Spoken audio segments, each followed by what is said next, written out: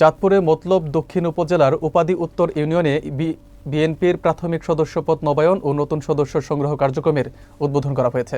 শুক্রবার বিকেলে এই কার্যক্রমের উদ্বোধন করেন উপজেলা বিএনপির সভাপতি এনামুল হক বাদল।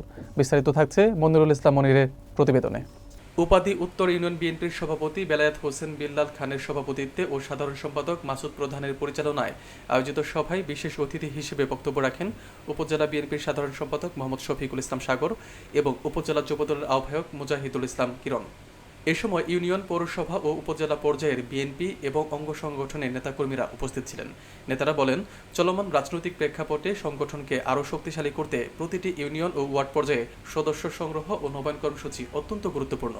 সভা শেষে উপস্থিত সদস্যদের কাছ থেকে পুরাতন সদস্যপদ নবায়ন এবং নতুন সদস্য ফরম সংগ্রহ কার্যক্রম পরিচালনা করা হয়।